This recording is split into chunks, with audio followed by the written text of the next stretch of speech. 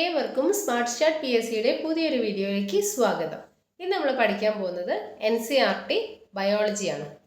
NCERT +1 8ാമത്തെ അധ്യായമായ കോശം ജീവന്റെ അടിസ്ഥാന ഘടകം എന്ന പാഠഭാഗമാണ് ഇന്ന് നമ്മൾ പഠിക്കാൻ പോകുന്നത്. അപ്പോൾ നമുക്ക് ക്ലാസ്സിലേക്ക് കടക്കാം. ചുറ്റുപാട് നോക്കിയാൽ ധാരാളം ജീവനുള്ളവയെയും ജീവനില്ലാത്ത വസ്തുക്കളെയും കാണാം. എന്താണ് ഒരു ജീവിയെ ജീവനുള്ളതാക്കുന്നത്? അല്ലെങ്കിൽ ഒരു നിർജീവ വസ്തുവിനില്ലാത്ത എന്താണ് ഒരു ജീവനുള്ള ജീവിക്കുള്ളതെന്ന് നോക്കാം.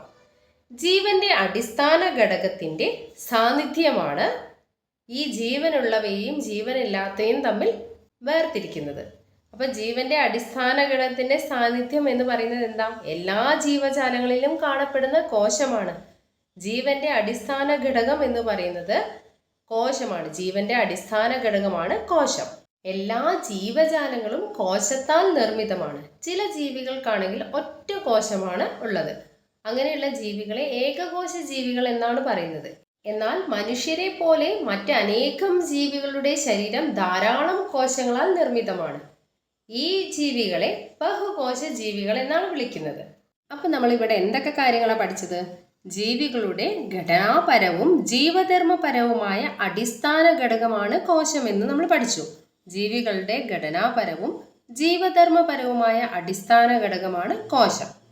പിന്നെ പഠിച്ചത് ഒരൊറ്റ കോശത്താൽ നിർമ്മിക്കപ്പെട്ടിരിക്കുന്ന ജീവികളെ ഏകകോശ ജീവികൾ എന്നാണ് പറയുന്നത്.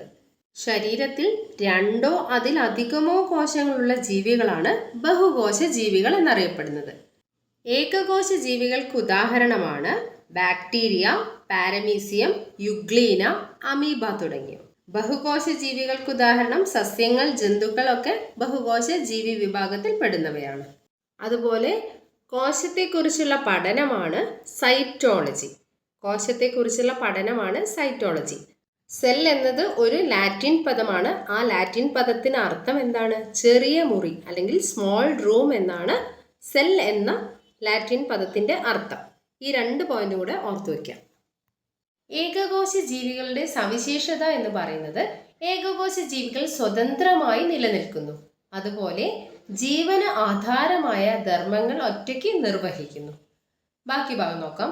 പൂർണ്ണമായ ഘടനയുള്ള കോശത്തിൽ കുറഞ്ഞ ഒന്നിനും സ്വതന്ത്രമായി നിലനിൽക്കുവാനുള്ള കഴിവില്ല.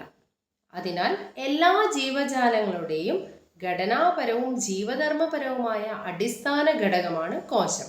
ഒരു ജീവകോശത്തെ ആദ്യമായി കണ്ടെത്തി വിശദീകരണം നൽകിയ ശാസ്ത്രജ്ഞനാണ് ആന്റൺ വാൻ ല്യൂവൻഹോക്ക്. ജീവനുള്ള കോശം ആദ്യമായി കണ്ടെത്തിയത് ആരാണ്? ആന്റൺ വാൻ ല്യൂവൻഹോക്ക് ആണ് ജീവനുള്ള കോശം ആദ്യമായി കണ്ടെത്തിയത്. പിന്നീട് റോബർട്ട് ബ്രൗൺ എന്ന ശാസ്ത്രജ്ഞൻ മർമ്മത്തെ കണ്ടെത്തി. കോശത്തിന്റെ കേന്ദ്രമായ ന്യൂക്ലിയസ് കണ്ടെത്തിയത് റോബർട്ട് ബ്രൗൺ ആണ്. ഒരു ജീവകോശത്തെ ആദ്യമായി കണ്ടെത്തിയത് ആന്റൺ വാൻ ല്യൂവൻഹോക്ക് ആണ്. കോശകേന്ദ്രമായ ന്യൂക്ലിയസ് കണ്ടെത്തിയത് റോബർട്ട് ബ്രൗൺ. ഇനി നമ്മൾ പഠിക്കാൻ പോകുന്നത് കോശ സിദ്ധാന്തത്തെ പറ്റിയിട്ടാണ്. സെൽ തിയറിയെ പറ്റിയാണ് ഇനി പഠിക്കുന്നത്.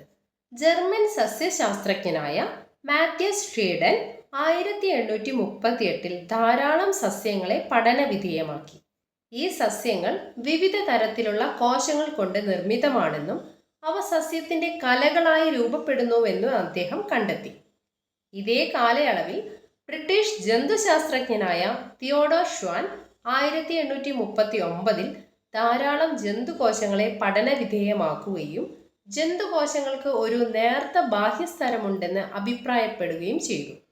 ഇന്ന് അതിനെ പ്ലാസ്മ സ്തരം എന്ന് വിളിക്കുന്നു.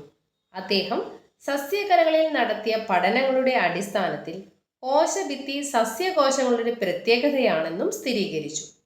ഈ പഠനങ്ങളുടെ അടിസ്ഥാനത്തിൽ ജന്തുക്കളുടെയും സസ്യങ്ങളുടെയും ശരീരം കോശങ്ങളും അവയുടെ ഉൽപ്പന്നങ്ങളും കൊണ്ട് നിർമ്മിതമാണെന്ന് പരികൽപ്പനയ്ക്ക് ഷ്വാൻ രൂപം കൊടുത്തു. ഇവിടെ എന്തൊക്കെ കാര്യങ്ങൾ നമ്മൾ പറഞ്ഞത്? ജർമ്മൻ സസ്യശാസ്ത്രജ്ഞനായ മാത്യസ് ഷ്ലീഡൻ അല്ലെങ്കിൽ MJ ഷ്ലീഡൻ 1838 സസ്യശരീരം കോശങ്ങളാൽ നിർമ്മിതമാണെന്ന് കണ്ടെത്തി. MJ ഷ്ലീഡൻ 1838 സസ്യശരീരം കോശങ്ങളാൽ നിർമ്മിതമാണെന്ന് കണ്ടെത്തി. അദ്ദേഹം എന്താണ് കണ്ടെത്തിയത്? സസ്യങ്ങൾ വിവിധ തരത്തിലുള്ള കോശങ്ങൾ കൊണ്ട് നിർമ്മിതമാണെന്നും അവ സസ്യത്തിന്റെ കലകളായി രൂപപ്പെടുന്നു എന്നുമാണ് MJ ഷ്ലീഡൻ കണ്ടെത്തിയത്. MJ ഷ്ലീഡൻ ഒരു ജർമ്മൻ സസ്യശാസ്ത്രജ്ഞനാണ്. ആ കാര്യം ഒന്ന് ഓർത്തു വെക്കണം. ജന്തു ശരീരം കോശങ്ങളാൽ നിർമ്മിതമാണെന്ന് കണ്ടെത്തിയ ശാസ്ത്രജ്ഞനാണ് തിയോഡോർ ഷ്വാൻ. തിയോഡോർ ഷ്വാൻ ഒരു ബ്രിട്ടീഷ് ജന്തുശാസ്ത്രജ്ഞനാണ്. ബ്രിട്ടീഷ് ജന്തുശാസ്ത്രജ്ഞനായ തിയോഡോർ ഷ്വാൻ 1839 ജന്തു ശരീരം കോശങ്ങളാൽ നിർമ്മിതമാണെന്ന് കണ്ടെത്തി. അപ്പം സസ്യശരീരം കോശങ്ങളാൽ നിർമ്മിതമാണെന്ന് കണ്ടെത്തിയത് 1838 ജർമ്മൻ സസ്യശാസ്ത്രജ്ഞനായ MJ ഷ്ലീഡൻ ആണ് സസ്യശരീരം കോശങ്ങളാൽ നിർമ്മിതമാണെന്ന് കണ്ടെത്തിയ ശാസ്ത്രജ്ഞൻ. അതുപോലെ തിയോഡോർ ഷ്വാൻ ബ്രിട്ടീഷ് ജന്തുശാസ്ത്രജ്ഞനാണ്. തിയോഡോർ ഷ്വാൻ അദ്ദേഹമാണ് ജന്തു ശരീരം കോശങ്ങളാൽ നിർമ്മിതമാണെന്ന് കണ്ടെത്തിയത്. 1839 തിയോഡോർ ഷ്വാൻ ധാരാളം ജന്തുകോശങ്ങളെ പഠന വിധേയമാക്കുകയും ജന്തുക്കൾക്ക് ഒരു നേർത്ത ബാഹ്യസ്തരമുണ്ടെന്ന് അഭിപ്രായപ്പെടുകയും ചെയ്തു. ഈ ബാഹ്യസ്തരമാണ് ഇന്ന് പ്ലാസ്മ സ്തരം എന്നറിയപ്പെടുന്നത്. ഇദ്ദേഹം സസ്യകലകളിൽ നടത്തിയ പഠനങ്ങളുടെ അടിസ്ഥാനത്തിൽ സസ്യകോശങ്ങളുടെ പ്രത്യേകത എന്ന് പറയുന്നത് സസ്യകോശങ്ങൾക്ക് കോശഭിത്തി ഉണ്ടെന്ന കാര്യവും കണ്ടെത്തി. ബാക്കി ഭാഗം നോക്കാം. ഷ്ലീഡനും ഷ്വാനും ചേർന്ന് കോശ സിദ്ധാന്തം അല്ലെങ്കിൽ സെൽ തിയറി ആവിഷ്കരിച്ചു. എന്നാൽ ഈ സിദ്ധാന്തം പുതിയ കോശങ്ങൾ എങ്ങനെയുണ്ടാകുന്നു എന്ന് വിശദീകരിക്കുന്നില്ല. കോശങ്ങൾ വിഭജിക്കുന്നുവെന്നും നിലവിലുള്ള കോശങ്ങളിൽ നിന്നുമാണ് പുതിയവ ഉണ്ടാകുന്നതെന്നും ആദ്യമായി വിശദീകരിച്ചത് റുഡോൾഫ് വിർഷോ ആണ്. അദ്ദേഹം ഷ്ലീഡന്റെയും ഷ്വാനിന്റെയും നിഗമനങ്ങളെ മെച്ചപ്പെടുത്തിക്കൊണ്ട് കോശ സിദ്ധാന്തത്തിന് അന്തിമ രൂപം നൽകി. കോശ സിദ്ധാന്തം ആദ്യമായി ആവിഷ്കരിച്ചത് ആരൊക്കെ ചേർന്നായിരുന്നു? തിയോഡോർ ഷ്വാനും MJ ഷ്ലീഡനും ചേർന്നാണ് കോശ സിദ്ധാന്തം ആവിഷ്കരിച്ചത്. എന്നാൽ ഈ സിദ്ധാന്ത പ്രകാരം പുതിയ കോശങ്ങൾ എങ്ങനെ ഉണ്ടാകുന്നു എന്ന് ഇവർക്ക് വിശദീകരിക്കാൻ കഴിഞ്ഞില്ല. കോശ സിദ്ധാന്തത്തിന് വ്യക്തമായ വിശദീകരണം നൽകിയത് റുഡോൾഫ് വിർഷോ. 1855 കോശ സിദ്ധാന്തത്തിന് വിശദീകരണം റുഡോൾഫ് വിർഷോ നൽകിയത്. കോശ സിദ്ധാന്തം എന്ന് പറയുന്നത് എല്ലാ ജീവജാലങ്ങളും നിർമ്മിച്ചിരിക്കുന്നത് കോശങ്ങളും കോശ ഉൽപ്പന്നങ്ങളും കൊണ്ടാണ്.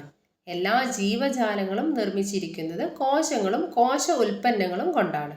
എല്ലാ കോശങ്ങളും മുൻപ് നിലവിലുണ്ടായിരുന്ന കോശങ്ങളിൽ നിന്നുമാണ് ഉണ്ടാകുന്നത്. ഇതാണ് കോശ സിദ്ധാന്തം. ഒന്നുകൂടെ പറയാം. ജീവികളുടെ ഘടനാപരവും ജീവധർമ്മപരവുമായ അടിസ്ഥാന ഘടകമാണ് കോശം. എല്ലാ ജീവജാലങ്ങളും നിർമ്മിച്ചിരിക്കുന്നത് കോശങ്ങളും കോശ ഉൽപ്പന്നങ്ങളും കൊണ്ടാണ്. നിലവിലുള്ള കോശങ്ങളിൽ നിന്ന് മാത്രമേ പുതിയ കോശങ്ങൾ ഉണ്ടാകുന്നുള്ളൂ. ഇതാണ് റുഡോൾഫ് വിർഷോ വിശദീകരിച്ച കോശ സിദ്ധാന്തം. അടുത്ത ഭാഗം നോക്കാം. കോശം ഒരവലോകനം. ഉള്ളിത്തൊലിയിലെ കോശങ്ങളെയും മനുഷ്യന്റെ കവിളിലെ ആവരണ കലയിലെ കോശങ്ങളുടെ ഘടനയും ഒന്ന് പരിശോധിക്കാം.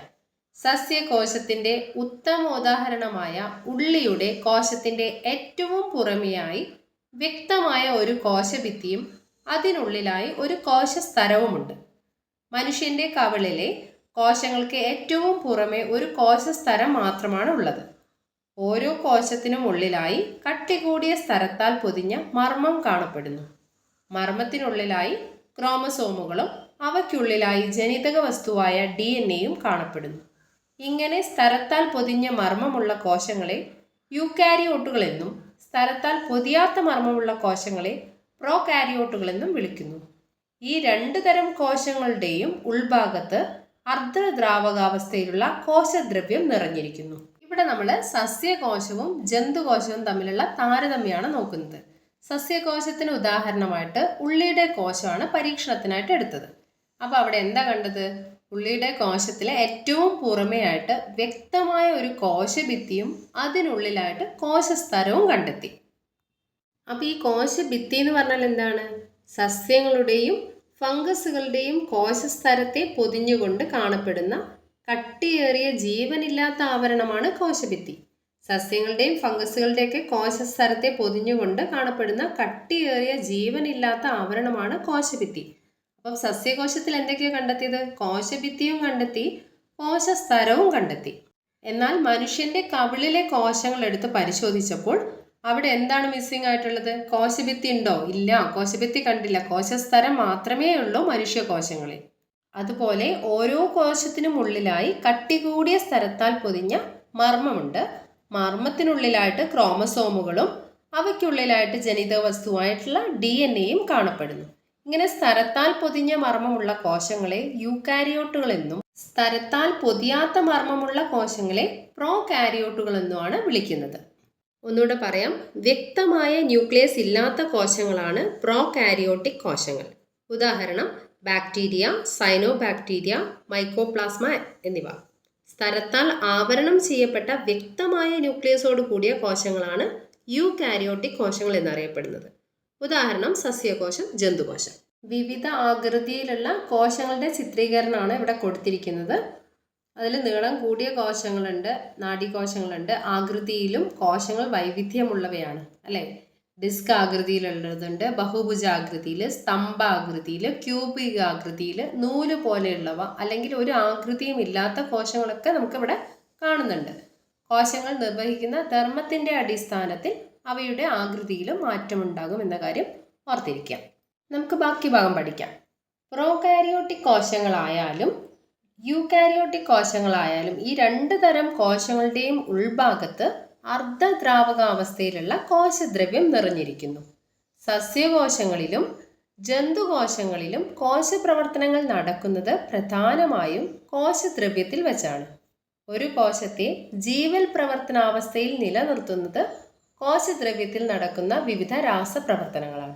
അപ്പം യൂക്കാരിയോട്ടിക് കോശങ്ങളായാലും പ്രോകാരിയോട്ടിക് കോശങ്ങളായാലും ഈ രണ്ട് കോശങ്ങളുടെയും ഉൾവശത്ത് അർദ്ധദ്രാവകാവസ്ഥയിലുള്ള കോശദ്രവ്യം നിറഞ്ഞിരിക്കുന്നുണ്ട്. സസ്യകോശങ്ങളിലും ജന്തുകോശങ്ങളിലും കോശപ്രവർത്തനങ്ങൾ നടക്കുന്നത് പ്രധാനമായിട്ടും എവിടെയാണ്? കോശദ്രവ്യത്തിൽ വെച്ചാണ്. അപ്പോൾ ഒരു കോശത്തെ ജീവൽ പ്രവർത്തന അവസ്ഥയിൽ നിലനിർത്തുന്നത് ആരാണ്? കോശദ്രവ്യത്തിൽ നടക്കുന്ന വിവിധ രാസപ്രവർത്തനങ്ങളാണ്. അതുപോലെ ഒരു യൂക്കാരിയോട്ടിക് കോശത്തിൽ മർമ്മത്തെ കൂടാതെ സ്തരാവരണമുള്ള വിവിധ കോശാംഗങ്ങൾ ഉണ്ട്. അന്തർദ്രവ്യജാലിക, ഗോൾജി കോംപ്ലക്സ്, ലൈസോസോമുകൾ, മൈറ്റോകോൺട്രിയകൾ, ഫേനങ്ങൾ, മൈക്രോബോഡികൾ മുതലായവ ഉദാഹരണമാണ്.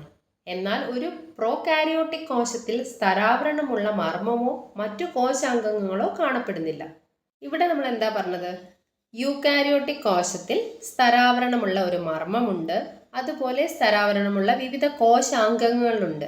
അതാണ് അന്തർദ്രവ്യജാലിക, ഗോൾജി കോംപ്ലക്സ്, ലൈസോസോമുകൾ, മൈറ്റോകോൺട്രിയകൾ, ഫേനങ്ങൾ, മൈക്രോബോഡികൾ മുതലായവ ഉദാഹരണമാണ്. എന്നാൽ പ്രോകാരിയോട്ടിക് കോശത്തിൽ സ്തരാവരണമുള്ള മർമ്മമില്ല, അതുപോലെ മറ്റു കോശാംഗങ്ങളൊന്നുമില്ല. പക്ഷേ പ്രോകാരിയോട്ടിക് കോശങ്ങളിലും യൂക്കാരിയോട്ടിക് കോശങ്ങളിലും കാണപ്പെടുന്ന സ്തരാവരണമില്ലാത്ത ഒരു കോശാംഗമുണ്ട്. ആ കോശാംഗമാണ് റൈബോസോം.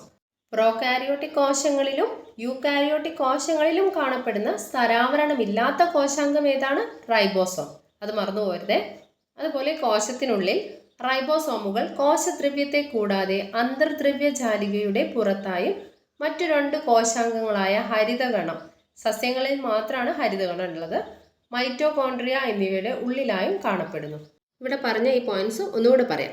പ്രോകാരിയോട്ടിക് കോശങ്ങളിലും യൂക്കാരിയോട്ടിക് കോശങ്ങളിലും കാണപ്പെടുന്ന സ്തരാവരണമില്ലാത്ത കോശാംഗമാണ് റൈബോസോം. പിന്നെ റൈബോസോമിനെ എവിടേക്കാണ് കാണുക? റൈബോസോമുകൾ കോശദ്രവ്യത്തിലും അന്തർദ്രവ്യജാലികയിലും ഹരിതകണം, മൈറ്റോകോൺട്രിയ എന്നിവയിലും കാണപ്പെടുന്നു. റൈബോസോമുകൾ കാണപ്പെടുന്നത് കോശദ്രവ്യത്തിൽ, അന്തർദ്രവ്യജാലികയിൽ, ഹരിതകണം, മൈറ്റോകോൺട്രിയ എന്നിവയിലും കാണപ്പെടുന്നു. അപ്പോൾ ബാക്കി ഭാഗം നോക്കാം. ജന്തുകോശങ്ങളിൽ കാണപ്പെടുന്ന സ്തരാവരണമില്ലാത്ത മറ്റൊരു കോശാംഗമാണ് സെൻട്രോസോം. ജന്തുകോശങ്ങളിലാണ് സെൻട്രോസോം കാണപ്പെടുന്നത്. സെൻട്രോസോമിന്റെ ധർമ്മം എന്താണ്? കോശവിഭജനത്തിന് സഹായിക്കുക എന്നതാണ് സെൻട്രോസോമിന്റെ ധർമ്മം. കോശങ്ങൾ ആകൃതിയിലും വലുപ്പത്തിലും ധർമ്മത്തിലും വളരെയധികം വ്യത്യാസം പുലർത്തുന്നു. ഉദാഹരണത്തിന് ഏറ്റവും ചെറിയ കോശമായ മൈക്കോപ്ലാസ്മയ്ക്ക് 0.3 മൈക്രോമീറ്റർ മാത്രമാണ് നീളമുള്ളൂ. എന്നാൽ ബാക്ടീരിയകൾക്ക് 3 മൈക്രോമീറ്റർ മുതൽ 5 മൈക്രോമീറ്റർ വരെ നീളമുണ്ട്. ഏറ്റവും വലിയ ഒറ്റ കോശമാണ് ഒട്ടകപക്ഷിയുടെ മുട്ട. ബഹുകോശ ജീവിയായ മനുഷ്യന്റെ ചുവന്ന രക്താണുക്കളുടെ വ്യാസം ഏകദേശം 7 മൈക്രോമീറ്റർ ആണ്. നീളം കൂടിയ കോശങ്ങളിൽ ചിലതാണ് നാഡീകോശങ്ങൾ. ആകൃതിയിലും കോശങ്ങൾ വൈവിധ്യമുള്ളവയാണ്.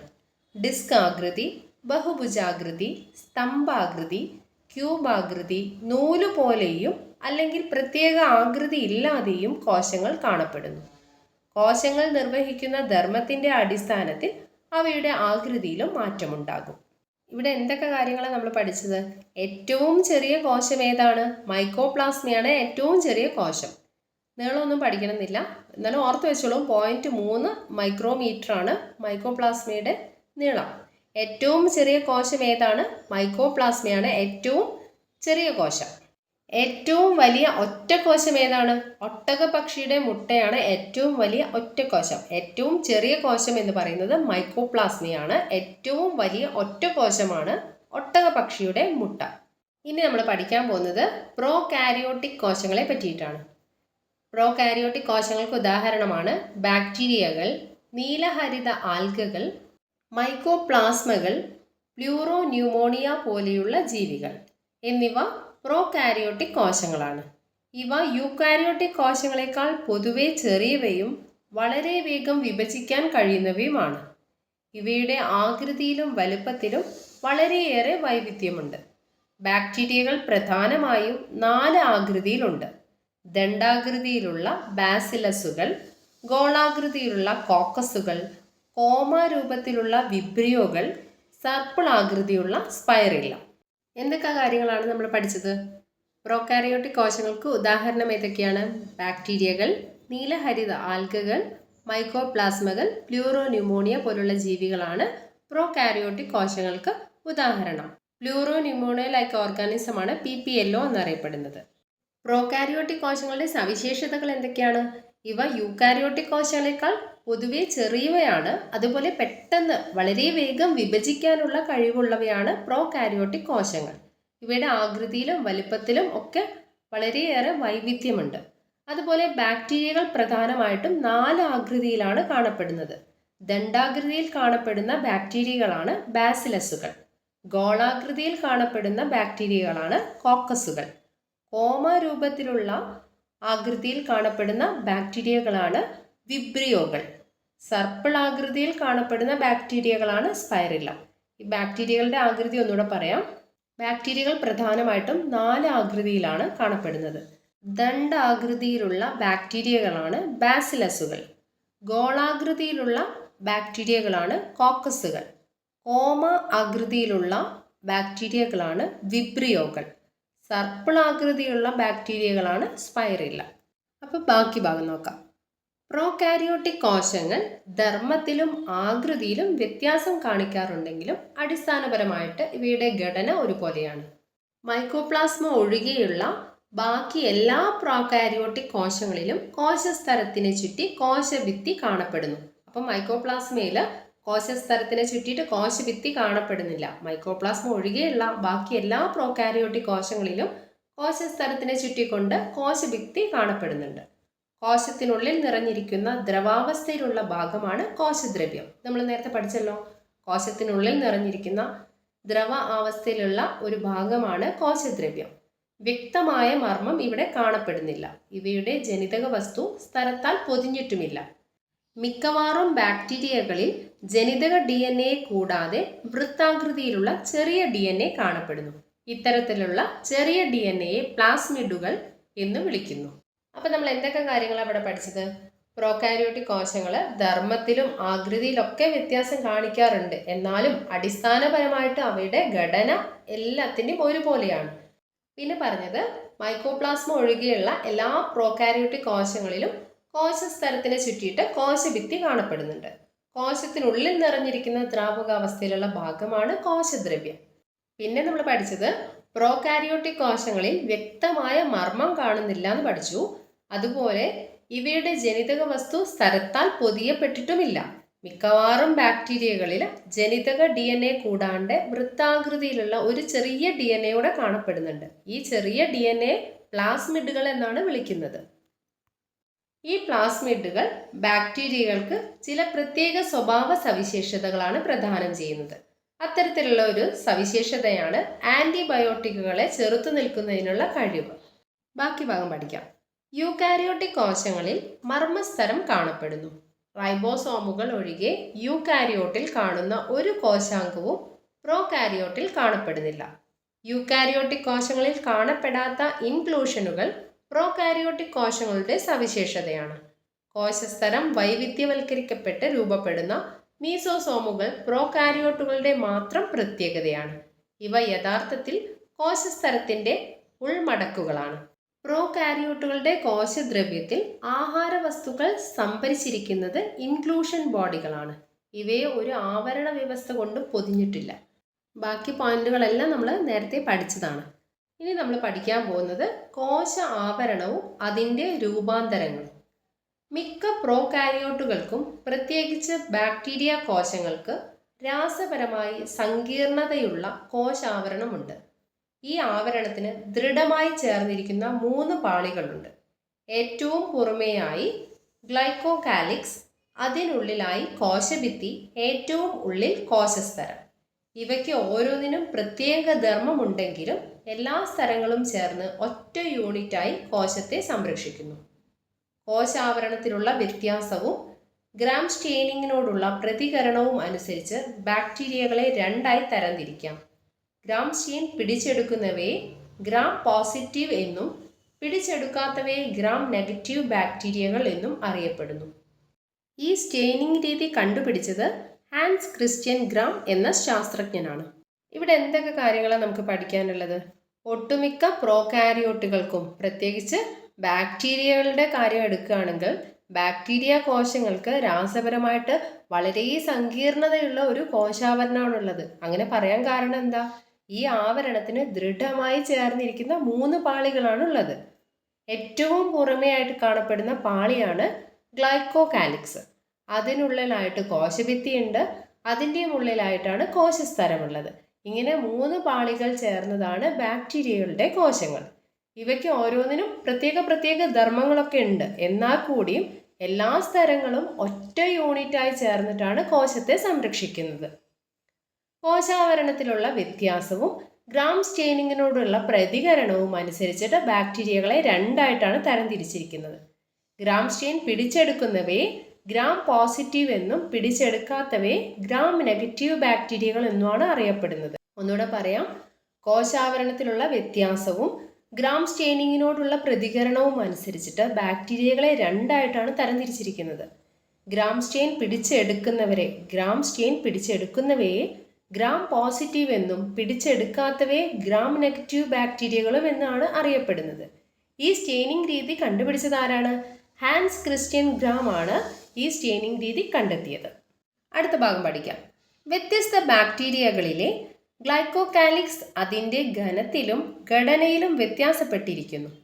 ഇത് അയഞ്ഞ ആവരണമായി കാണപ്പെടുന്നുവെങ്കിൽ അതിനെ സ്ലൈം ലെയർ എന്നും, കനവും കടുപ്പവുമുള്ള ഒന്നായി കാണപ്പെടുന്നുവെങ്കിൽ അതിനെ കാപ്സ്യൂൾ എന്നും വിളിക്കാം. കോശഭിത്തി ബാക്ടീരിയകൾക്ക് നിയതമായ ആകൃതി നൽകുകയും അവയെ തകർന്നു പോകാതെ സംരക്ഷിക്കുകയും ചെയ്യുന്നു.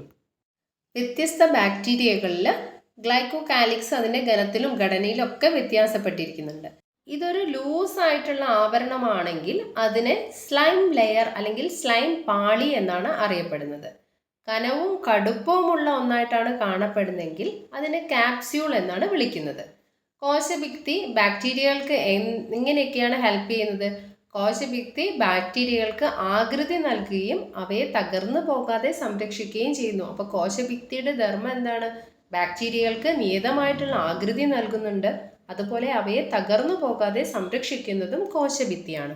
അടുത്ത ഭാഗം. പ്ലാസ്മ സ്തരം വരണധാരി സ്തരമായി വർദ്ധിച്ച് പുറം ലോകവുമായി ഇടപെടുന്നു. ഈ സ്തരം ഘടനയിൽ യൂക്കാരിയോട്ടിക് കോശങ്ങളിലേതിന് സമാനമാണ്. എന്താണ് വരണധാരി സ്തരം എന്ന് പറഞ്ഞാൽ? ആവശ്യമായ പദാർത്ഥങ്ങളെ മാത്രം കടത്തിവിടുന്നതിനാൽ ജീവസ്തരങ്ങൾ അറിയപ്പെടുന്നതാണ് വരണധാരി സ്തരം.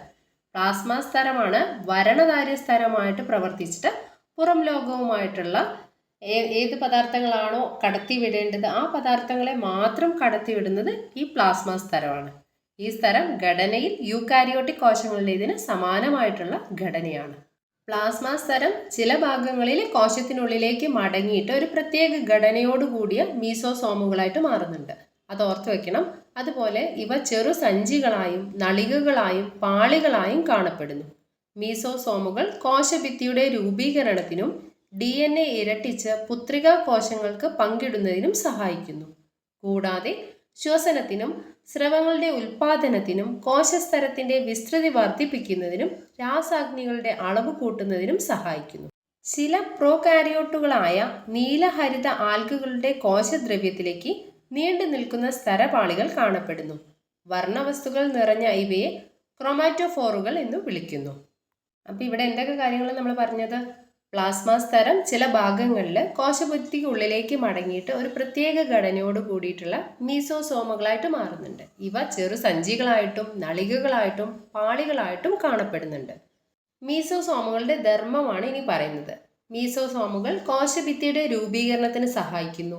അതുപോലെ DNA ഇരട്ടിച്ച് പുത്രികാ കോശങ്ങൾക്ക് പങ്കിടുന്നതിനും സഹായിക്കുന്നു. കൂടാതെ ശ്വസനത്തിനും സ്രവങ്ങളുടെ ഉൽപാദനത്തിനും കോശസ്തരത്തിന്റെ വിസ്തൃതി വർദ്ധിപ്പിക്കുന്നതിനും രാസാഗ്നികളുടെ അളവ് കൂട്ടുന്നതിനും സഹായിക്കുന്നത് ആരാണ്? മീസോസോമുകളാണ്. മീസോസോമുകളുടെ ധർമ്മം ഒന്നുകൂടെ പറയാം. മീസോസോമുകൾ കോശഭിത്തിയുടെ രൂപീകരണത്തിന് സഹായിക്കുന്നുണ്ട്. അതുപോലെ DNA ഇരട്ടിച്ച് പുത്രികാ കോശങ്ങൾക്ക് പങ്കിടുന്നതിന് സഹായിക്കുന്നു. ശ്വസനത്തിനും സ്രവങ്ങളുടെ ഉൽപാദനത്തിനും കോശസ്തരത്തിന്റെ വിസ്തൃതി വർദ്ധിപ്പിക്കുന്നതിനും രാസാഗ്നികളുടെ അളവ് കൂട്ടുന്നതിനൊക്കെ സഹായിക്കുന്നത് മീസോസോമുകളാണ്. അപ്പോൾ എന്താണ് ഈ ക്രോമാറ്റോഫോറുകൾ? ചില പ്രോകാരിയോട്ടുകളായ നീലഹരിത ആൽഗകളുടെ കോശദ്രവ്യത്തിലേക്ക് നീണ്ടു നിൽക്കുന്ന സ്തരപാളികൾ കാണപ്പെടുന്നുണ്ട്. വർണ്ണവസ്തുക്കൾ നിറഞ്ഞ ഇവയാണ് ക്രോമാറ്റോഫോറുകൾ എന്ന് വിളിക്കുന്നത്. അടുത്ത ഭാഗം നോക്കാം. ബാക്ടീരിയകളിൽ ചലിക്കുവാൻ കഴിയുന്നവയും കഴിയാത്തവയും ഉണ്ട്. ചലനശേഷിയുള്ളവയ്ക്ക് ഫ്ലജെല്ല ഉണ്ടായിരിക്കും. കോശഭിത്തിയിൽ നിന്ന് പുറത്തേക്ക് നീണ്ടു നിൽക്കുന്ന നേർത്ത നാരു പോലെയുള്ള ഭാഗമാണ് ഫ്ലജെല്ല എന്ന് പറയുന്നത്. ബാക്ടീരിയകളിൽ ഇവയുടെ എണ്ണത്തിനും ക്രമീകരണത്തിലും വ്യത്യാസമുണ്ട്. ബാക്ടീരിയകളുടെ ഫ്ലജെല്ലയ്ക്ക് 3 ഭാഗങ്ങളുണ്ട്: ഫിലമെന്റ്, ഹുക്ക്, ബേസൽ ബോഡി. ഇവയിൽ ഏറ്റവും നീളം കൂടിയ ഭാഗമായ ഫിലമെന്റ് കോശത്തിന്റെ പ്രതലത്തിൽ നിന്ന് പുറത്തേക്ക് തള്ളി നിൽക്കുന്നു. ഫ്ലജെല്ലയെ കൂടാതെ പിലി, ഫിബ്രിയെ എന്നീ 2 ഭാഗങ്ങൾ കോശപ്രതലത്തിൽ നിന്ന് പുറത്തേക്ക് നീണ്ടു നിൽക്കുന്നു. പക്ഷേ ബാക്ടീരിയയുടെ ചലനശേഷിയുമായി ഇവയ്ക്ക് ബന്ധമില്ല. പ്രത്യേക തരം പ്രോട്ടീൻ കൊണ്ട് നിർമ്മിതമായ നീളം കൂടിയ കുഴൽ പോലെയുള്ളവയാണ് പിലി. കോശത്തിന് പുറത്തേക്ക് വളരുന്ന ചെറിയ ദൃഢരോമങ്ങളാണ് ഫിബ്രിയെ. ചില ബാക്ടീരിയകളെ ആതിഥേയ ജീവികളിലും ഒഴുക്കുള്ള ജലാശയങ്ങളിലെ പാറകളിലും പറ്റിപ്പിടിച്ചിരിക്കാൻ ഇവ സഹായിക്കുന്നു. അപ്പോൾ ഇവിടെ എന്തൊക്കെ കാര്യങ്ങളാണ് നമുക്ക് പഠിക്കാനുള്ളത്? ബാക്ടീരിയകളിൽ ചില ബാക്ടീരിയകൾക്ക് ചലിക്കാനുള്ള കഴിവുണ്ട്, ചില ബാക്ടീരിയകൾക്ക് ചലിക്കാനുള്ള കഴിവില്ല. ചലനശേഷിയുള്ള ബാക്ടീരിയകൾക്ക് ഉള്ള ഒരു ഭാഗമാണ് ഫ്ലജെല്ല. ഫ്ലജെല്ല എന്ന് പറയുന്നത് കോശഭിത്തിയിൽ നിന്ന് പുറത്തേക്ക് നീണ്ടു നിൽക്കുന്ന നേർത്ത നാര് പോലെയുള്ള ഒരു ഭാഗമാണ് ഫ്ലജെല്ല. ബാക്ടീരിയയുടെ ഈ ഫ്ലജെല്ലയ്ക്ക് 3 ഭാഗങ്ങളാണുള്ളത്. ഒന്ന് ഫിലമെന്റ്, ഹുക്ക്, ബേസൽ ബോഡി. ഇവയിൽ ഏറ്റവും നീളം കൂടിയ ഭാഗമാണ് ഫിലമെന്റ്. ഈ ഫിലമെന്റ് കോശത്തിന്റെ പ്രതലത്തിൽ നിന്ന് പുറത്തേക്ക് തള്ളി നിൽക്കുന്ന ഒരു ഭാഗമാണ്. അപ്പം നമ്മൾ പറഞ്ഞു, ചലിക്കാൻ ശേഷിയുള്ള ബാക്ടീരിയയ്ക്കുള്ള ഒരു ഭാഗമാണ് ഫ്ലജെല്ല. അതുപോലെ ഫ്ലജെല്ല കൂടാതെ പിലി, ഫിബ്രിയെ എന്നീ 2 ഭാഗങ്ങൾ കൂടി കോശപ്രതലത്തിന് പുറത്തേക്ക് നീണ്ടു നിൽക്കുന്നുണ്ട്. പക്ഷെ ബാക്ടീരിയകളുടെ ചലനശേഷിയുമായിട്ട് ഇവക്ക് യാതൊരു ബന്ധവുമില്ല. ചലനശേഷിയുള്ള ബാക്ടീരിയകൾക്ക് ചലിക്കാനുള്ള കഴിവ് ഏത് ഭാഗം കൊണ്ടാണ്? ഫ്ലജെല്ല എന്ന ഭാഗം കൊണ്ടാണ് ബാക്ടീരിയക്ക് ചലിക്കാനുള്ള കഴിവുള്ളത്. എന്നാൽ പിലി, ഫിബ്രിയെ എന്നീ 2 ഭാഗങ്ങൾ ബാക്ടീരിയയുടെ കോശപ്രതലത്തിൽ നിന്ന് പുറത്തേക്ക് നീണ്ടു നിൽക്കുന്ന 2 ഭാഗങ്ങളാണ്. പക്ഷെ ബാക്ടീരിയയുടെ ചലനശേഷിയുമായിട്ട് ഈ ഭാഗങ്ങൾക്ക് ബന്ധമില്ല. പ്രത്യേക തരം പ്രോട്ടീൻ കൊണ്ട് നിർമ്മിതമായ നീളം കൂടിയ കുഴല് പോലെയാണ് പിലി കാണപ്പെടുന്നത്.